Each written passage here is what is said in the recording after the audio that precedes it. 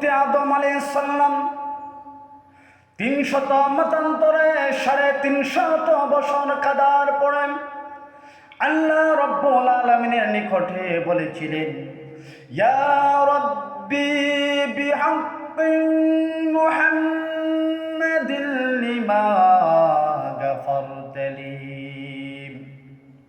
হে আমার প্রভু, আমার খালিক, আমার মালিক, দয়াময় আল্লাহ, মুহাম্মাদের উসিলায় আমাকে তুমি মাফ করে দাও।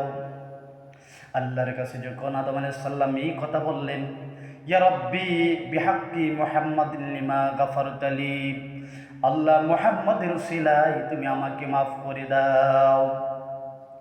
রব্বুল আলামিন বলেন, ওয়া কাইফা আরাফতা মুহাম্মাদান, মুহাম্মদকে তুমি কেমন করে চিনো?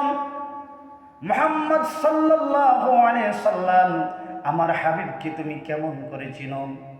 এবার হযরত আদম বলেন, লিআন্নাকা লাম্মা খলাকতানি বিয়াদিকা ওয়া নাফাখতা ফি মিন রূহিকা। ওগো আমার প্রভু, আমার মালিক, যখন তুমি আমাকে তোমার কুদরতি হাতে আমাকে সৃষ্টি করেছিলে আর আমার ভিতরে রূহ দিয়েছিলেন, আল্লাহ রাফা'তু রা'সি ফারাআইতু আলা কাওয়াইমিল আরশিল মাকতুবা।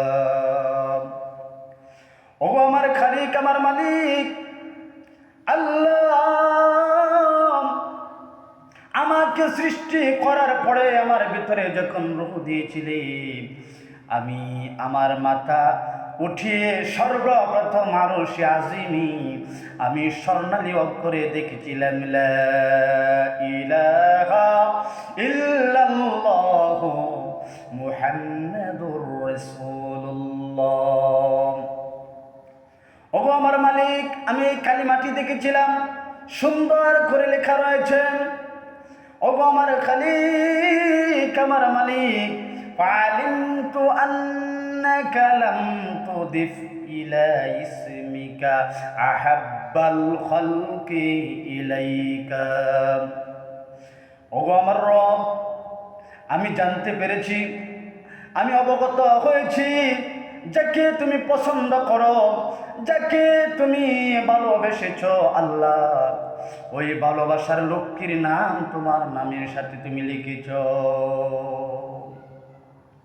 রব্বুল আলামিন, তোমার নামের সাথে যার নাম থাকে সে সাধারণ কোন নবী নয়, সে হলো তোমার হাবিব, তোমার বন্ধু।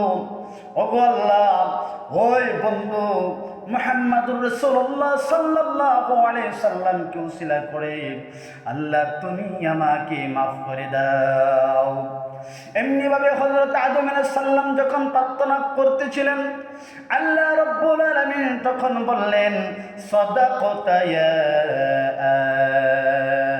আদামু ওয়ালাউলা মুহাম্মাদুন মা খালাকতুকা।